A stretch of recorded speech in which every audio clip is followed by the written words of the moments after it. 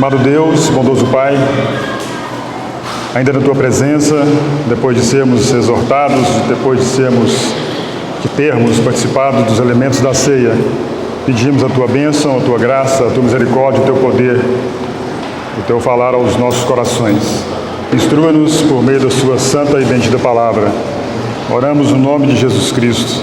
Amém. Juízes capítulo 2, versículo 10.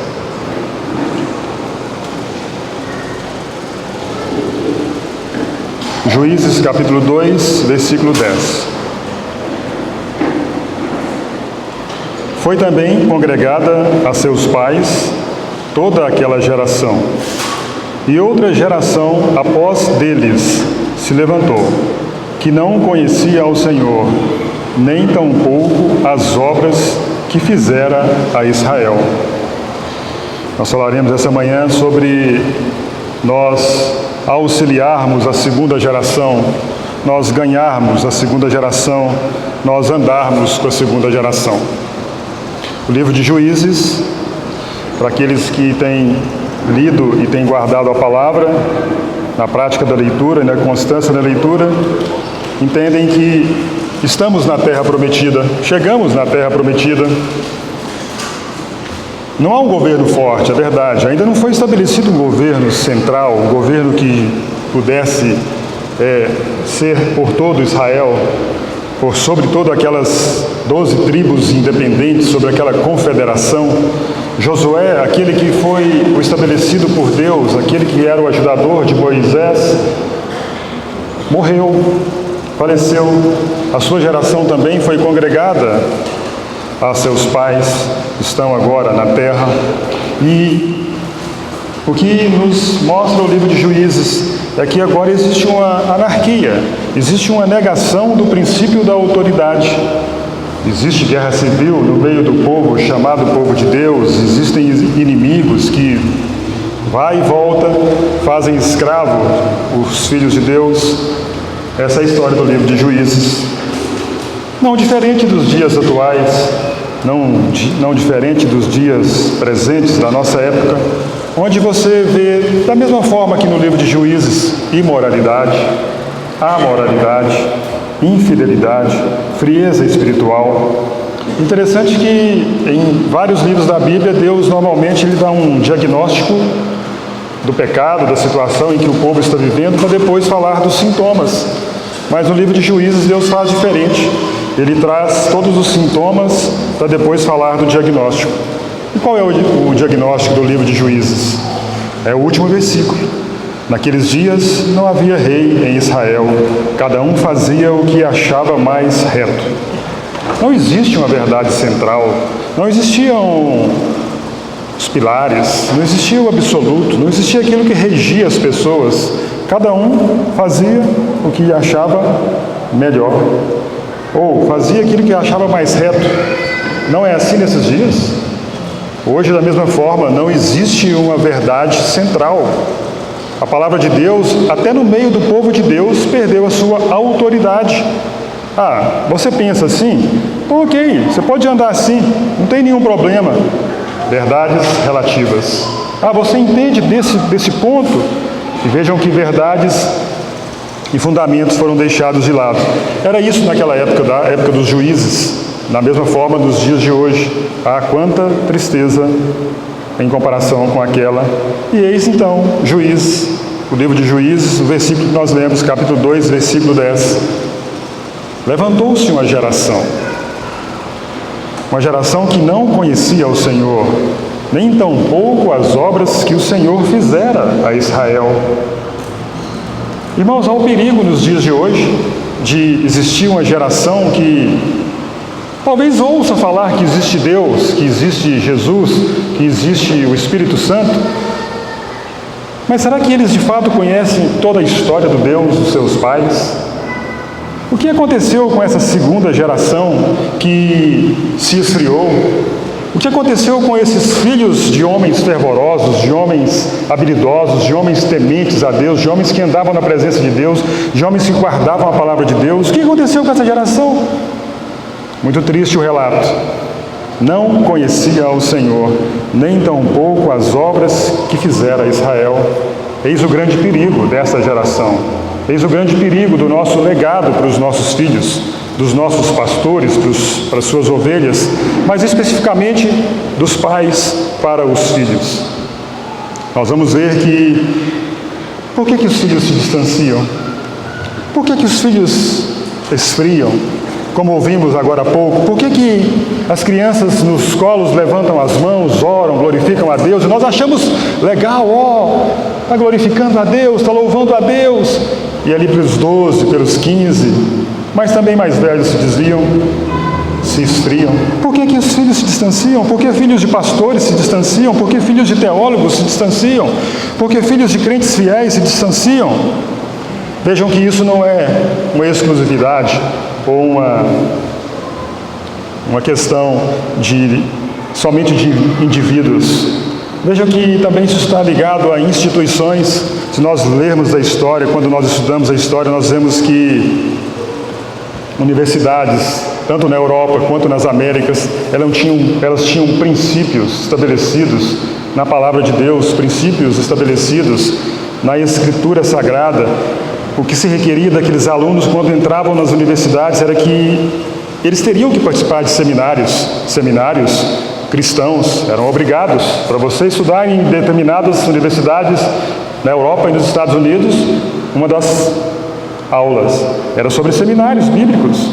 Exigiam o estudo do grego, das línguas originais, exigiam as devocionais bíblicas. Mas hoje, o que se pede?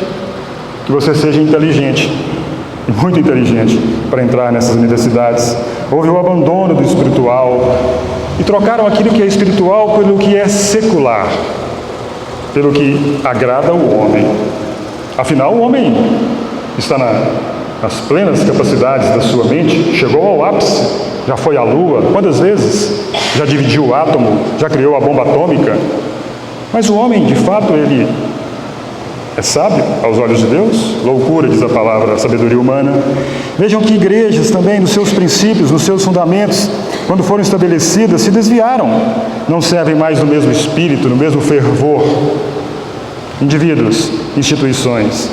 A segunda geração não segue os passos dos pais. A segunda geração, vendo o ensino secular, ela se desvia, se distancia. Quão triste. Não conhecia o Senhor, nem tampouco as obras que o Senhor fizera a Israel. Mas quais as razões nós podemos aqui extrair no livro de Juízes, capítulo 1 e capítulo 2? Nós vamos trabalhar aqui algumas coisas nessa manhã, que existem razões negativas. Por que a segunda geração não foi tão fiel quanto a primeira? E no livro de Juízes nós vamos entender isso. A segunda geração veio e ela não foi tão santa, tão purificada, tão zelosa quanto a primeira. Mas o que aconteceu? Irmãos, e aqui nós vamos extrair alguns princípios para você, pai, para você, filho, para nós aprendermos, por meio das Escrituras, a termos uma geração forte, uma geração vencedora, uma geração que conheça ao Senhor e conheça as obras que o Senhor tem feito. E a primeira razão negativa é que a segunda geração, ela foi influenciada pela obediência parcial dos pais. A segunda geração, ela foi influenciada pela obediência parcial da primeira, dos pais. Nós vamos ler daqui a pouco. Irmãos, veja que a segunda geração, ela observa o modelo a ser seguido. Veja que se há uma falha na primeira geração, a segunda pode repeti-la. Nós temos isso nas Escrituras. Se os pais, porventura, não têm uma prática devota, a segunda geração não vai ter uma prática devota, uma prática piedosa, uma prática santa, uma prática de valor ao louvor a Deus, às Escrituras, a conhecer o Senhor e o seu poder, a sua presença. Josué, capítulo 1, versículo 19. Diz o seguinte: Esteve o Senhor com Judá, e este despovoou as montanhas, porém não expulsou os moradores do vale, porquanto tinham carros de ferro. Prestem atenção nessa expressão, não expulsaram. Versículo 21. Porém os filhos de Benjamim não expulsaram os jebuseus que habitavam em Jerusalém. Antes os jebuseus habitam com os filhos de Benjamim em Jerusalém até os dias de hoje. Versículo 27. Manassés.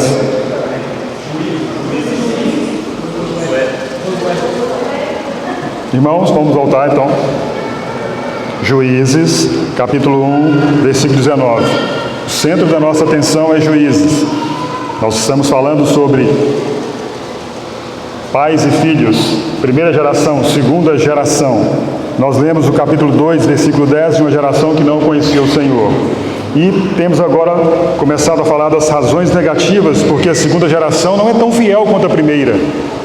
E o primeiro ponto que vamos falar, Juízes 1, 19. Glória a Deus que os irmãos estão atentos, estão aprendendo, não tem ninguém cochilando até então. Esteve o Senhor com Judá, este despovoou as montanhas, porém não expulsou os moradores do vale, porquanto tinham carros de ferro. Atentem para a expressão, não expulsaram. 21. Porém os filhos de Benjamim não expulsaram os jebuseus, que habitavam em Jerusalém. Antes os jebuseus habitam com os filhos de Benjamim em Jerusalém, até o dia de hoje. 1, 27. Manassés não expulsou. Versículo 28. Quando, porém, Israel se tornou mais forte, sujeitou os cananeus a trabalhos forçados e não os expulsou de todo. 29. Efraim não expulsou. 30. Zebulon não expulsou. 31. Azer não expulsou. 33. Naphtali não expulsou.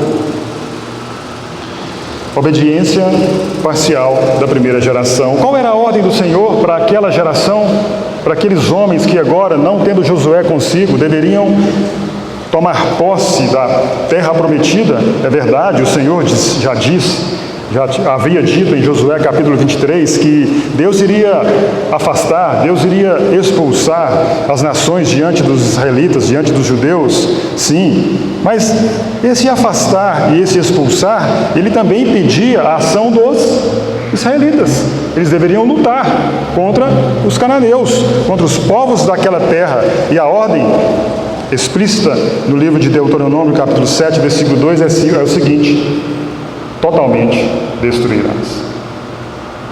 Totalmente vocês têm que destruir os povos daquela terra. Vocês não têm que ter aliança com eles. Vocês não têm que ter uma amizade com eles. Vocês não podem estabelecer culto com eles.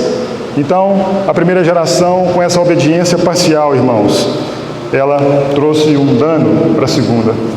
Porque os filhos daquela primeira geração, observando uma obediência parcial dos pais, podem os copiar e não serem tão zelosos na questão de fazer morrer vossa natureza terrena. Colossenses 3 diz: fazeis, pois, morrer a vossa natureza terrena. Esse é o Novo Testamento, à luz de Juízes. Vocês têm que expulsar, vocês têm que afastar, fazer morrer, eliminar tudo aquilo que é prejudicial à vida de vocês. Mas muitas vezes os pais não expulsam de todo os pecados das suas vidas. Muitas vezes os pais ainda estão detidos em alguns pecados que os filhos podem repetir. Muitas vezes os pais ainda jogam, muitas vezes os pais ainda bebem, muitas vezes os pais ainda fumam, muitas vezes os pais ainda vão em baladas. E você quer o que do seu filho? Uma segunda geração forte? Você quer o que do seu filho? Se você obedece parcialmente a palavra de Deus. Vejam o versículo 19 novamente, o finalzinho. Não expulsou os moradores do vale, porquanto tinham carros de ferro. Veja o que diz a respeito de Judá. Judá ficou com medo, não teve forças, não obedeceu ao Senhor literalmente em destruir aquele povo, porque viu carros de ferro no inimigo. Mas como que eu vou lutar contra esse inimigo se ele tem carros de ferro? Mas a obra, ou melhor, a palavra e a ordem do Senhor, já antes, era que quando o povo saísse à guerra, eles não deveriam ver a quantidade, o volume, a força, o poderio militar dos inimigos, mas eles deveriam confiar em quem? No Senhor. E no capítulo 4 de Juízes nós temos uma mulher, Débora, que foi uma juíza em Israel, libertou Israel, e ela guerreou contra um povo que tinha 900 carros de ferro. Ela diz assim: eles clamaram ao Senhor e foram vitoriosos com um exército que tinha 900 carros de ferro. Veja que a obediência, irmãos, parcial, ela pode fazer com que a segunda geração seja fraca. Havia promessa do Senhor estar com eles, mas faltou confiança, porque viram o exército inimigo, o poderio do inimigo. Um exemplo negativo, pais, atentem para isso. Influência da obediência parcial da nossa parte para com a segunda. Uma segunda razão negativa, porque a segunda geração não é tão fiel quanto a primeira. Juízes capítulo 2, versículo 8 a 10. Faleceu Josué, filho de Num, servo do Senhor, com a idade de 110 anos. Sepultaram-no no termo da sua herança em Timnat-Heres, na região montanhosa de Efraim, ao norte do Monte Gaás. Foi também congregada a seus pais toda aquela geração, e outra geração após deles que se levantou, que não conhecia o Senhor, nem tampouco as obras que fizera Israel. A segunda razão negativa é que a segunda geração, ela pode se isolar das experiências de fé do passado. A segunda geração, os nossos filhos, podem se isolar das experiências de fé que nós tivemos, que nossos pais tiveram. Hoje a argumentação é o seguinte: a religião do passado versus a religião do presente. O que se fez no passado, o que viveram nossos pais, com o que é a atualidade. Jovens questionam o modelo de fé vivido pelos seus pais. Jovens questionam o modelo de santidade vivido pelos seus pais. Jovens questionam e questionam, mas por quê? Por quê? Por que, Beto, você é assim? Por que, Sérgio, você é assim? Quem são mais pais, mais idosos aqui? Cadê? Valdetário é pai. Por que, Valdetário, você tem que andar assim? Por que, Maria das Graças, você tem que andar assim? Talvez os filhos questionam os pais. Não é bem assim. Nós queremos agora um resultado imediato, é a cultura do imediato. Irmãos, o erro aqui no livro de Juízes, com relação à primeira geração, ou melhor, a segunda geração, não vendo as experiências, é que não houve ensino. Não houve transmissão do conhecimento. Não houve a incorporação daquilo que os pais sabem diretamente aos seus filhos.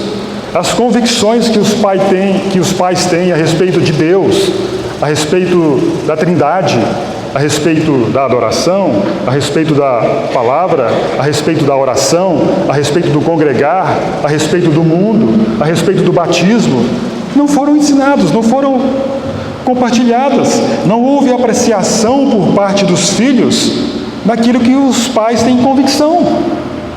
Então a segunda geração vai ser uma geração fraca. O que muitas vezes os pais cristãos têm feito é o seguinte: você não pode deixar de participar da reunião dos jovens. Você não pode deixar de participar das reuniões dos adolescentes. Vocês têm que ir para a escolinha. Vocês têm que ir para a reunião.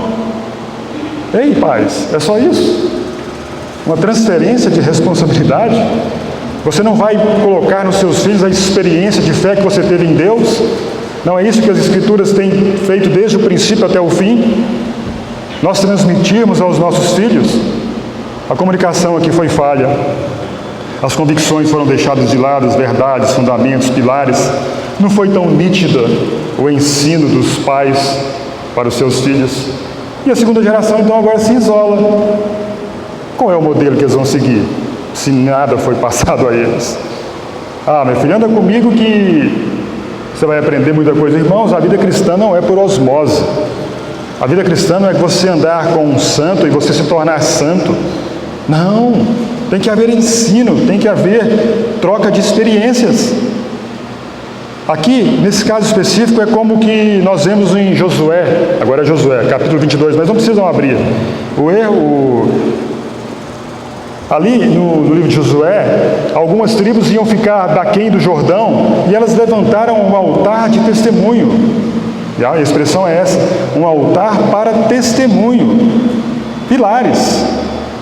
Por que isso? Porque possivelmente poderia acontecer que no futuro os filhos perguntariam: o que é esse altar? E aí então os pais iriam ensinar por meio daquele altar de testemunho por que foi levantado aquele altar. Olha, nossos pais viviam outrora no Egito, no deserto, cativeiros, escravos, e Ele nos conduziu com mão forte, com prodígios, sinais, tantas outras coisas, fez-nos atravessar o mar vermelho, nos prometeu a terra prometida e nós estamos nela, chegamos nela. Esse é o altar do testemunho. Irmãos, vocês se comunicam? Obrigado. Irmãos, nós comunicamos bem aquilo que cremos? Você tem uma experiência de comunicar bem aquilo que você acredita dos seus filhos? Você comunica bem a sua fé? Você comunica bem o seu anelo pelo Senhor? Você comunica bem a sua herança espiritual? Você comunica bem o seu amor, o zelo na vida cristã? A segunda geração pode se isolar das experiências da fé do passado. Essa é uma segunda razão negativa. E uma terceira razão negativa é que a segunda geração não conhece a preeminência da prática da presença de Deus. A segunda geração, ela não tem Deus como primazia, como superioridade, como sublimidade, como aquilo que é o melhor. Juízes, capítulo 2, versículo 11 a 13. Então fizeram os filhos de Israel o que era mal perante o Senhor, pois serviram aos Baalins. Deixaram ao Senhor Deus de seus pais, que os tirara da terra do Egito, e foram-se após outros deuses, dentre os deuses das gentes que havia ao redor deles, e os adoraram, e provocaram o Senhor a ira. Onde está a preeminência de Deus nessa segunda geração? Onde está a sublimidade do Senhor Jesus na vida dos jovens ou nas nossas vidas?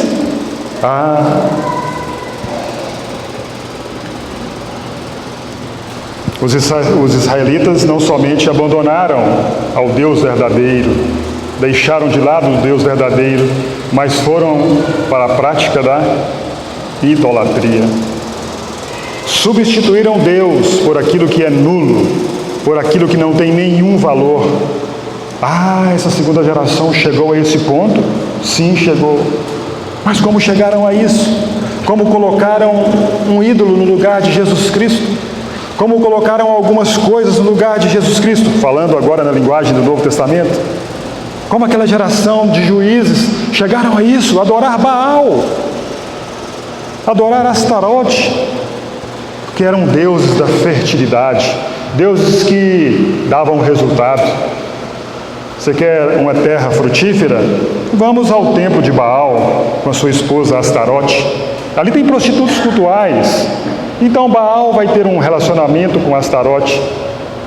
E as filhas de Israel e os filhos de Israel tinham relacionamento com os prostitutos cultuais naqueles templos. Para quê? Para que a terra pudesse ser fértil, para que os animais pudessem ser férteis, para que os homens e mulheres pudessem conceber.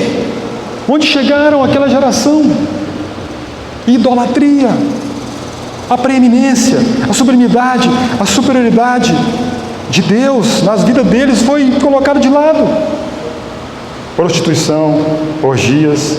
E aí então Israel agora cai naquele ciclo, né? Pecado, escravidão, clamor, libertação. Pecado, escravidão, clamor, libertação. Pode acontecer isso com os nossos jovens, com a segunda geração, de colocarem um ídolo no lugar de Jesus Cristo?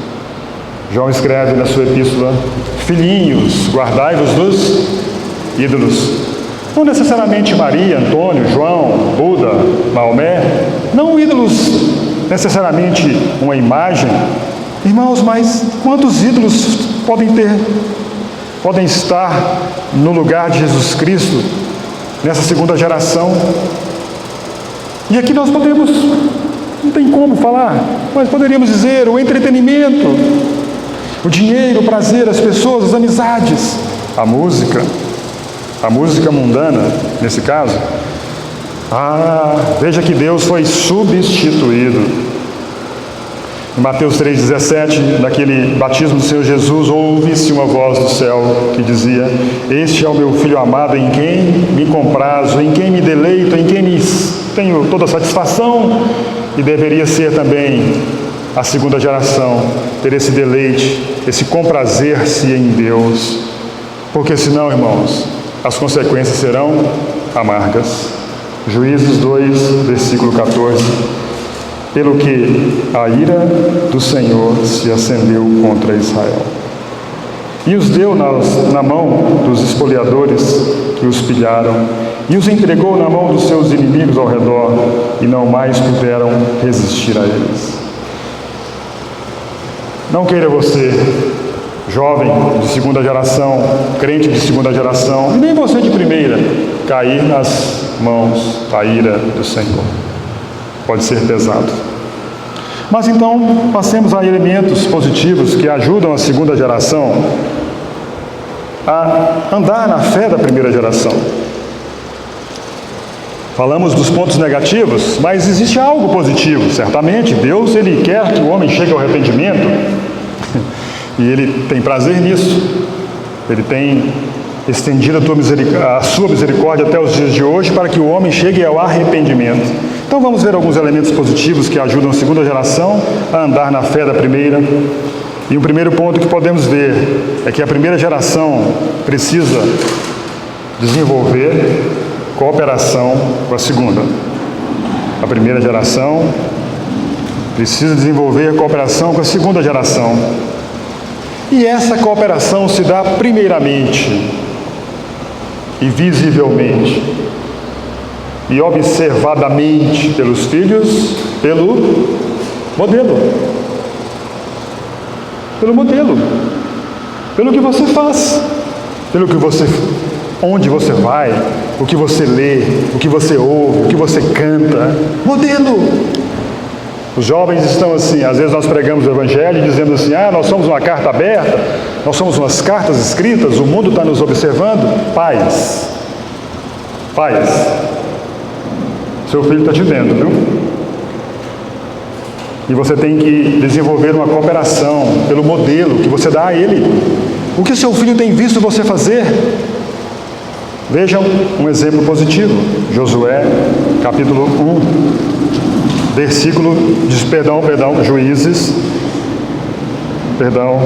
Juízes 1, 20.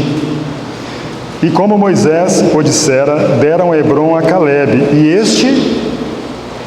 O que diz a sua Bíblia aí? Opa, tem alguém positivo. E este expulsou dali os 3 filhos de Enaque. Não foi como as demais tribos, mas aqui era um homem. Calebe expulsou. Eu não quero, não posso. São gigantes, são inimigos de Deus. Podem perverter o povo, podem perverter os meus filhos. Obediência aos mandamentos. Seus filhos estão observando você se você obedece. Irmãos, deixa eu te falar uma coisa, sério. Você sabia que os seus filhos observam se você traz Bíblia para a reunião?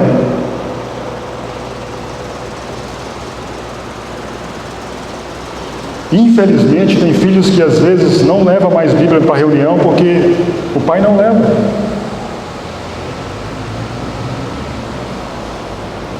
Obediência aos mandamentos, estamos sendo observados. Mas quem foi esse Calebe? Que a Bíblia diz aqui, irmãos, se os irmãos se lembram, Calebe foi um daqueles 12 espias que foram enviados à terra prometida por Moisés.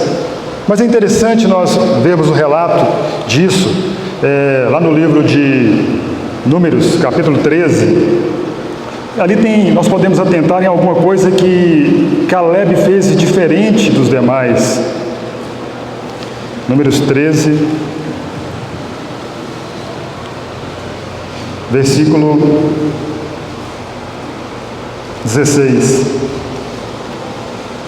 Números 13, 16. São esses os nomes dos homens que Moisés enviou a espiar naquela terra. E a Oséias, filho de Num, Moisés chamou Josué. Enviou-os, pois, Moisés a espiar a terra de Canaã, e disse-lhes: subi ao Neguebe e penetrai nas montanhas, vede a terra, que tal é, e o povo que nela habita, se é forte ou fraco, se poucos ou muitos, e qual é a terra em que habita, se boa ou má, e que tais são as cidades em que habita, se em arraiais, se em fortalezas, também qual é a terra, se é fértil, estéril, se nela há matas ou não, tende ânimo, e trazei do fruto da terra. Eram aqueles dias os dias das primícias das uvas. E quando continuamos lendo o relato desses 12 espias indo à terra prometida e voltando, nós vemos que 2 deles trouxeram um bom relato, e os outros 10 viram coisas diferentes naquela terra, diferentes de Calebe e Josué. Mas o que Calebe diz? Versículo 30 de Números 13. Então Calebe fez calar o povo perante Moisés e disse: eia, subamos e possuamos a terra, porque certamente prevaleceremos contra ela. Irmãos, e aqui eu queria deixar com os irmãos o que me chamou a atenção na vida de Calebe, talvez pode ter sido. Quando Moisés disse que eles deveriam ir à terra prometida, tinha uma relação do que eles deveriam fazer. Diz aí, nós lemos: olha, vede a terra, vede o povo que nela habita, forte, fraco, se é pouco, muito, vede a terra, se é boa ou má. E certamente, nesse pedido de Moisés, Calebe se atentou. Ele não foi um Maria vai com as outras, que viu primeiramente um inimigo, viu um gigante. É o gigante. Talvez eles nem ticaram, não observaram o pedido de Moisés, e Calebe certamente se atentou. Quando lemos a história do livro de Josué, de Juízes, nós vemos que Calebe se atentou, ele foi lá, ele conferiu como que é a terra. Não, tem rio, tem montanha, o povo, é arraial, é cidade. E aí ele pode dar um brado: ei, subamos e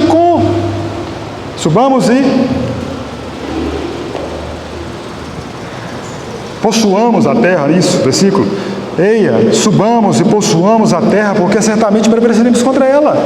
Essa foi a diferença de Calebe, porque ele estava sendo observado, e os filhos de Calebe, depois vocês vão ler. Voltemos agora para Juízes.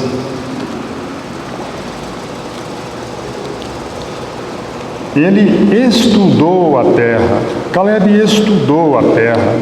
Ele não viu os gigantes. Então ele obedeceu os mandamentos. E vocês se lembram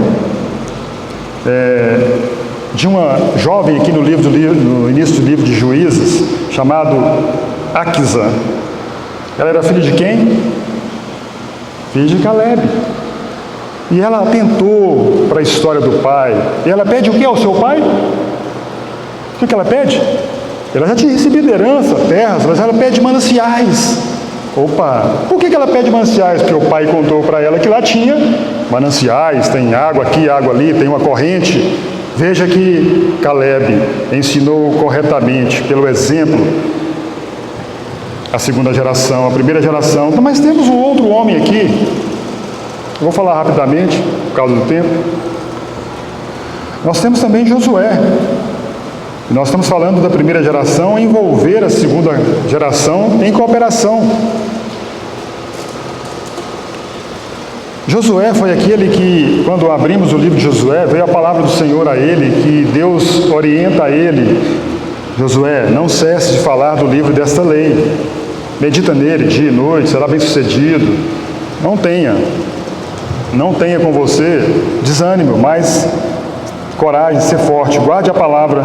Mas vejam que antes disso, antes dele ser esse homem que Deus usou para levar o povo para a terra prometida e viveu um período na terra prometida, ali nós temos grandes vitórias de Josué na terra prometida, grandes cidades foram destruídas por meio dele, nós sabemos a sua história.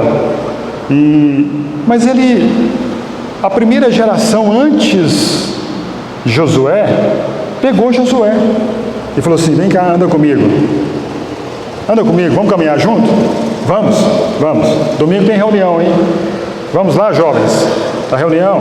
Vamos. Tem evangelismo? Vamos. Tem oração? Vamos. Veja que Josué, ele aprendeu com quem? Com Moisés. Moisés, observando Josué, o chamou para si. E vejam alguns textos interessantes a respeito desse desenvolvimento de cooperação entre a primeira geração e a segunda. Êxodo 24.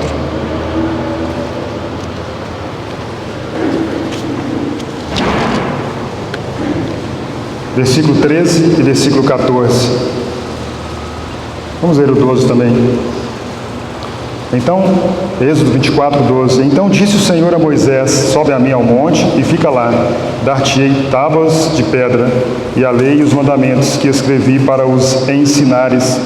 Levantou-se Moisés com Josué, seu servidor, e subindo Moisés ao monte de Deus, disse aos anciãos: esperai-nos aqui até que voltemos a vós outros. Veja que Moisés já chama Josué para desenvolver uma cooperação no ministério que Deus tinha para Moisés, a retirada do povo do Egito, e Josué então se apegou. Josué de segunda geração se apegou à primeira, ou a primeira chamou Josué para andar junto, para trabalhar junto, para levar as cargas uns dos outros. E qual foi o resultado, irmãos? Vejam, um livro específico com o nome de Josué, de todas as suas obras. Mas caminhemos mais, Êxodo 19, ou melhor, voltemos um pouco aí. Êxodo 17.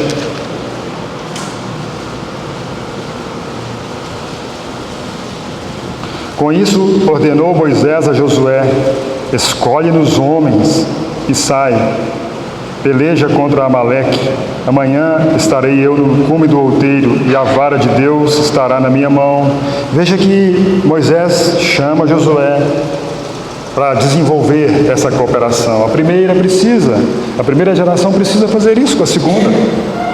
A segunda, às vezes, não sabe o que fazer, não sabe qual é o norte. E veja que Moisés, então, chama Josué aqui, chama Josué ali. Vai ter uma guerra, separa os homens. Vamos agora para Êxodo 33, versículo 11. Falava o Senhor a Moisés face a face, como qualquer fala a seu amigo. Então voltava Moisés para o arraial, porém o moço Josué, seu servidor, filho de Nun, não se apartava da tenda. Agora não é hora de guerra, não precisa estar na guerra. Agora não é hora de subir no monte para pegar as tábuas dos mandamentos, mas é hora de estar na porta da tenda.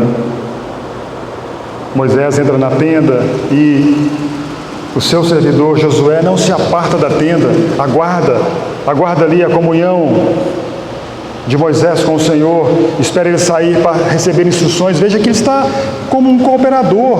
Moisés chama Josué, repito, Moisés de primeira geração chama Josué da segunda geração para andar, para cooperar, para estar juntos, envolver na obra, porque precisa de sucessores. E como Josué foi um bom sucessor. Tem dúvida? Como Josué foi um bom sucessor. Quantas obras ele fez, porque a primeira geração cooperou com a segunda. Um segundo exemplo positivo que nos ajuda, ou que ajuda a segunda geração a andar na fé da primeira, é que a primeira geração, além de desenvolver a cooperação, ela tem que desenvolver comunicação. Tem que falar, tem que ensinar. A segunda. Irmãos, e aqui eu faço uma pergunta para você, pai, para você, mãe. Você conversa com os seus filhos? Você tem um diálogo com os seus filhos? Quanto tempo você gasta conversando com o seu filho por dia, por semana? Mas não é para pedir para buscar a toalha, para buscar o Todd, para buscar o leite. Não é isso não. É conversa, é sentar. Um diálogo. Sabe qual é a estatística? É que os pais não gastam mais que 5 minutos por semana em conversa com os seus filhos. Talvez você pode estar acima da média. Glória a Deus. Permaneça. Mas vejam, os pais não conversam com os seus filhos 5 minutos por semana. E aí, filho, como é que está? E aí, filha, como é que está? E você quer resultado da segunda geração? Você quer que os seus filhos tenham o fervor que você tem? Não. A primeira geração precisa desenvolver a comunicação. Gastar tempo, um diálogo produtivo.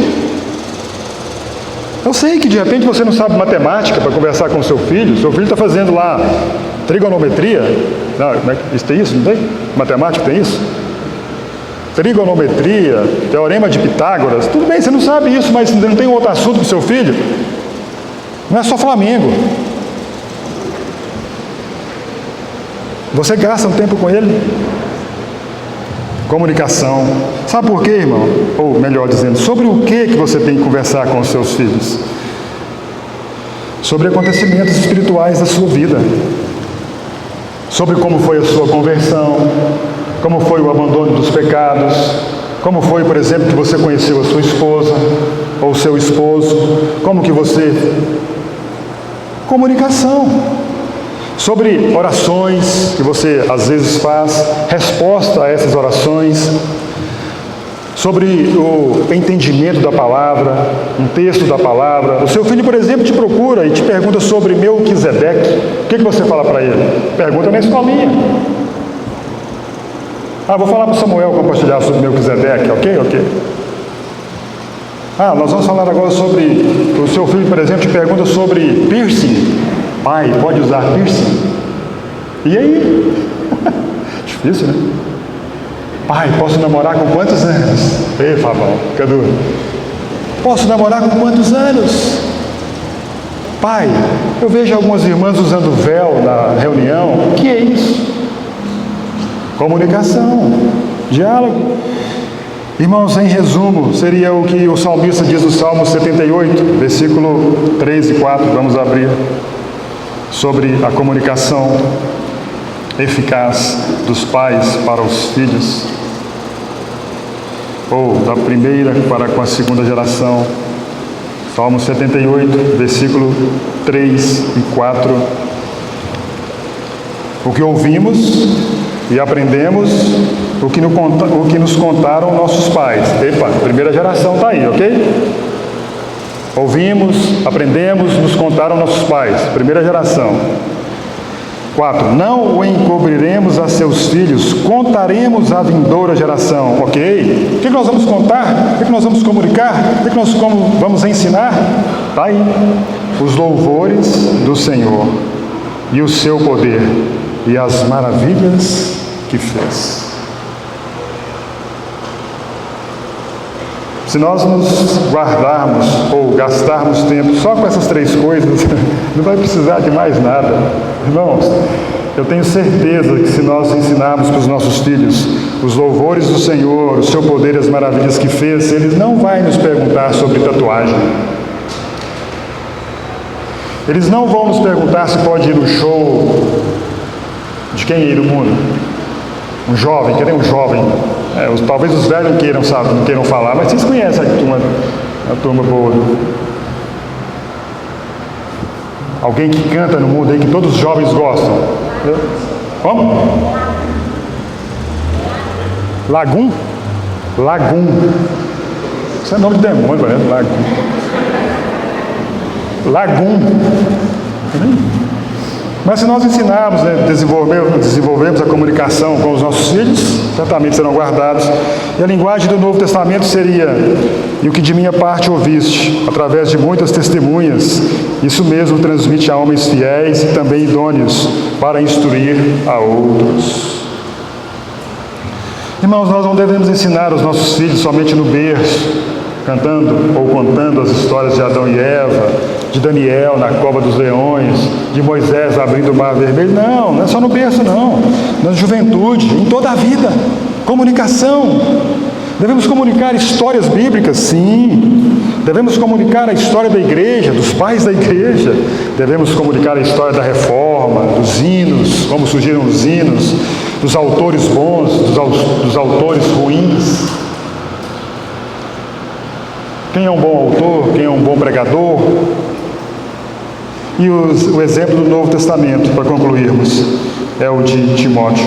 Vamos ler 2 Timóteo.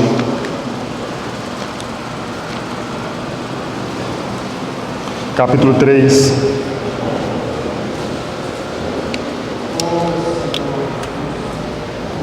Segunda Timóteo, capítulo 3,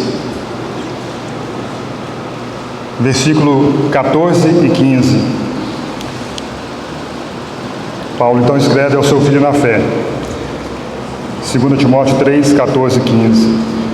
Tu, porém, permanece naquilo que aprendeste e de que foste inteirado, sabendo de quem o aprendeste, e de que desde a infância sabes as sagradas letras que podem tornar-te sábio para a salvação pela fé em Cristo Jesus. Que filho, hein? Quem queria ter um filho assim? Dá o nome dele de Timóteo, hein? Quem sabe? Permanece naquilo que aprendeste, foste inteirado, sabendo de quem o aprendeste, desde a infância, Timóteo. Eu sei que você sabe as sagradas letras. Quem ensinou isso para ele? Quem ensinou para Timóteo, um jovem de terceira geração? 2 Timóteo, capítulo 1, versículo 4 e versículo 5. Lembrado das tuas lágrimas, estou ansioso por ver-te, para que eu transborde de alegria, pela recordação que guardo de tua fé sem fingimento, a mesma que primeiramente habitou em tua avó, Lóide, e em tua mãe, Eunice, e estou certo de que também em ti. Vejam o que a fé está sendo transmitida. Avó, mãe, filho. Irmãos, esse é o modelo. Esse é o modelo que devemos seguir. A segunda geração tem que pegar exemplos positivos da primeira. Devemos ser cooperadores, comunicadores com eles. Vejam o exemplo de Timóteo. A avó, Lóide, ensinou para a mãe, para a filha, Eunice. E Eunice ensinou para Timóteo. 2 epístolas na Bíblia de Timóteo. Que glória para esse jovem.